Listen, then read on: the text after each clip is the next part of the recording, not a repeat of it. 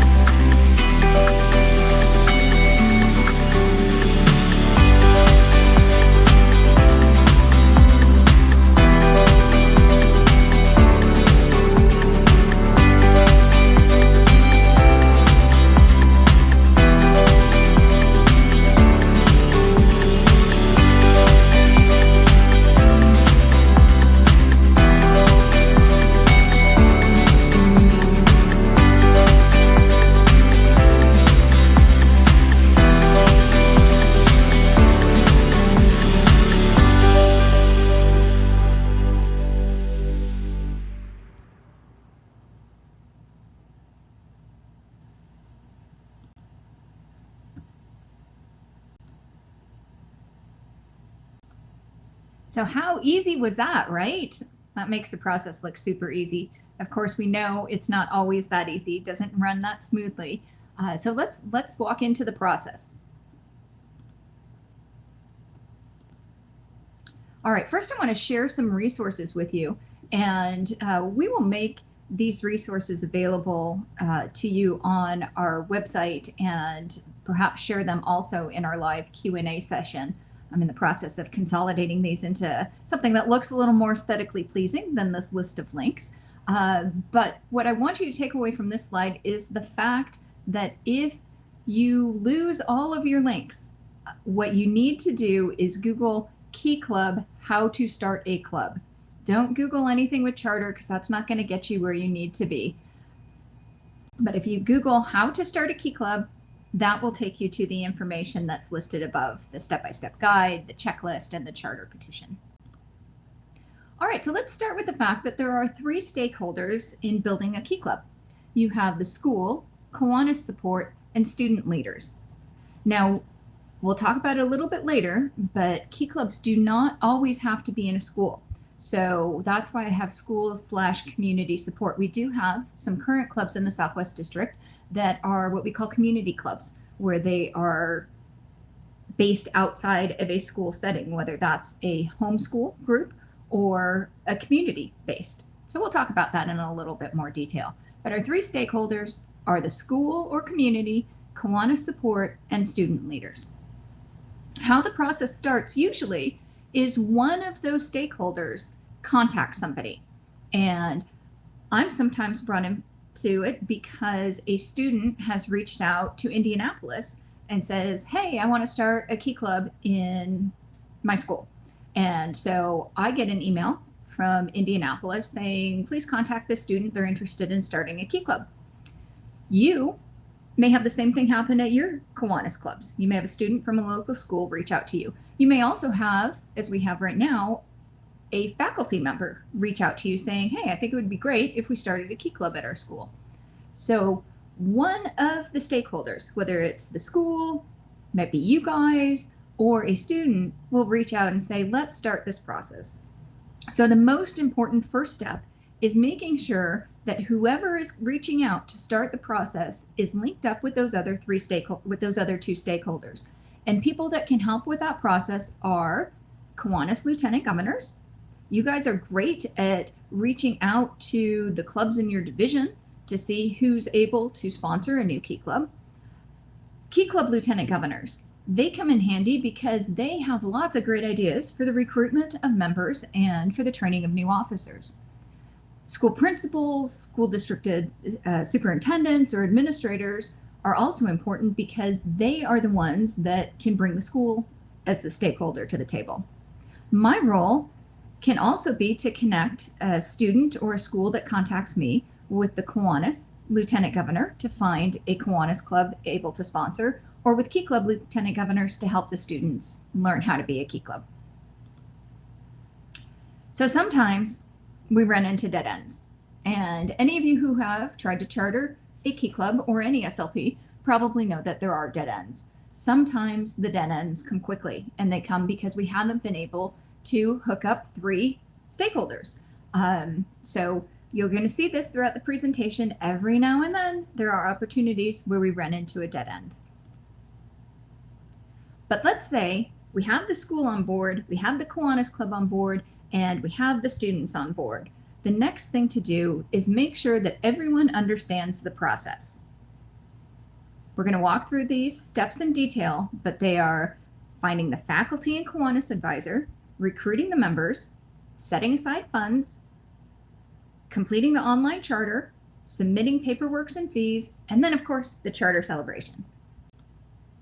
So let's start with, I make no apology for saying I am proud that Key Club is student-led, student-run, but the heart and soul of any Key Club is the faculty advisor. Kiwanis advisors, you of course are very important too, which is why this first step of finding the faculty and Kiwanis advisors for a new Key Club are so critical. The faculty advisor is the representative of the school. Kiwanis advisor, of course, is the representative of the sponsoring Kiwanis Club. The requirements are that they must be willing to attend meetings, service projects, and fundraisers. They need to be willing to mentor leaders. That's why we do it, right? That's the best part. They need to be comfortable playing a background role to let the students take the lead. Sometimes that's easier said than done because we like to get involved, we like to be with the kids, we like to steer things, and sometimes it takes a lot of effort to step back and say, you know what, this is their show, let them do their thing. The other thing that is a requirement of the Kiwanis and faculty advisor is that we do require them to complete the Kiwanis International background check and the online training. Please listen in to BK's presentation on youth protection. We are absolutely recognizing that this is an area where we have to do the best we can to protect our students. So we have some pretty strict requirements on what needs to be done to satisfy a background screen and your training. So sometimes, another dead end. We might run into a situation where even though the school, the Kiwanis Club, and the students are on board, the school can't find somebody to be a faculty advisor, and the Kiwanis Club doesn't have anybody to step up to be the Kiwanis advisor. And then we hit a dead end. But if not, we continue on to the next step, which is recruiting members. To charter a new Key Club, you must have at least 11 members. Now, there is a caveat because if you are at a small school, you can petition to have an exemption to that. So, certainly if you're at a private school or a very rural school, that might be an option for you if you can't get your 11 members. This is where the Key Club Lieutenant Governor can come in and help whoever the student leaders are that reached out to start this process. They can help them with resources for recruiting charter members, and also help them with service projects and fundraisers to get those members excited about being in Key Club. Sometimes this is a dead end. Sometimes, even though the Kiwanis Club is gung-ho, the school is gung-ho, the students just aren't. And that is probably not because they don't have anything against Key Club. It's probably because, as we know, students are so busy these days, so involved with extracurricular activity and other clubs and organizations. Maybe there just isn't an interest in the school in having a Key Club. But if there is, we continue on. So the next step is, once we have our advisors, once we have our 11 students to charter the Key Club, we need the club to start looking at setting aside funds. Chartering a Key Club is not cheap. It is perhaps, in my opinion, more expensive than it needs to be, but that's for another discussion. There are 2 charter options. We'll discuss them in more detail in a future slide. And then there are dues. Sources for those funds for your chartering fee are fundraising or the sponsoring Kiwanis Club. This can sometimes be a dead end, but we have good news for you. Governor Eric and the rest of the Key Club Southwest District Board have set aside a portion of their investments to cover a new charter grant program.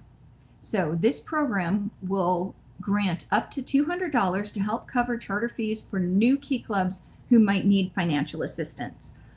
This is a brand new program, so it's still under development. I don't have a lot of details for you, but I can tell you that there will be an application, there will be a criteria, and again, that criteria is probably going to be based on, are they sponsored by a Kiwanis Club, and is that Kiwanis Club in need of financial support with the charter fee? There'll be some strings attached. We are excited to grow the Southwest District, but in providing this financial assistance, we want them to be engaged with the Southwest District. So we want them to attend a board meeting. We're going to want them to be active in their division and with their lieutenant governor. I was going to present a Flagstaff case study, but I didn't prepare my slides well. So we are in the process. One of the places where we are looking to build a new Key Club, and we have a number of irons on the fire, is Flagstaff. We had in Flagstaff not only a willing Kiwanis Club and a willing CKI and a Key Club lieutenant governor that was gung-ho, but we couldn't get a school on board. So they are in the process now. I mentioned at the beginning of the presentation that you can have a Key Club in a community. They are looking at perhaps now placing their Key Club at a Boys and Girls Club. That works just fine. So stay tuned. I look forward to see what the progress is in building a Key Club in Flagstaff. All right, so we've crossed all those dead ends. We haven't hit any of them. We have our Kiwanis and our faculty advisor. We have the students on board. We have money for the charter, or we have applied for assistance with the charter grant. Next comes the preparation for the charter application. Key Club International has done a nice job of preparing you, or enabling you to prepare for the online charter process. And they have this checklist. This is one of the items that was in those resources at the beginning and will be in the worksheet that I'll hand out to, or make available, I should say, to everybody during our live Q&A session. I think we'll also place this on the Key Club website. But this form will walk you through all of the different pieces of information you're going to need when it's time to sit down in front of your computer and apply for a charter. It's pretty important that you gather this information before you pull up that charter application, just so you have everything handy for you. The charter application for Key Club is 100% online, meaning the application portion. We'll talk about some paperwork in a minute, but you are going to go, when you're ready to charter your Key Club, you're going to go to slp-chartering.kiwanis.org, and you're going to come up with a page that looks just like this. It's going to say Kiwanis Service Leadership Program Chartering, get started. It's going to give you an option, I think, of chartering other SLPs, but at least for the time being, my understanding is those links are not active. The only SLP program that can be chartered online at this point is Key Club. You're going to get, when you click on Get Started and click on your charter application, you're going to get a form that looks like the form on the right here. And this is where you're going to use all of that information that you gathered in your charter worksheet. You're just going to go through and you're going to start plugging things in. Payment options. I discussed a couple slides ago that there are fees for chartering a Key Club, and they are pretty hefty. There are two options. There is the $600 option, which includes a club banner, wooden gavel, and gavel block. Notice there's no bells anymore. You get your member, officer, and advisor materials. There's also a less expensive $400 option, which gets you everything in the $600 option except for the club banner. So if a club wishes to get their banner from a different source, they can save a couple $100 there. There's two options for the payment of the charter fee. A check can be mailed to Key Club International, or it can be paid by credit card.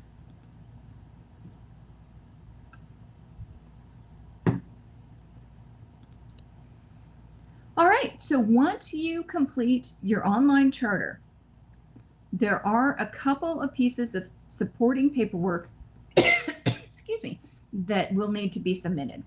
And they are the roster and the bylaws.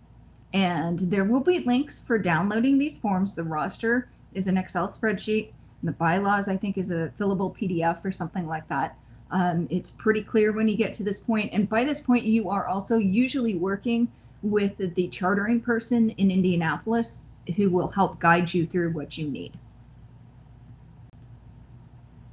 All right. In conclusion, just a couple of do you knows. And you certainly know this first one because we've talked about it already. Key clubs do not need to be based in a school. Excuse me. Key Club International permits the chartering of community-based Key Clubs.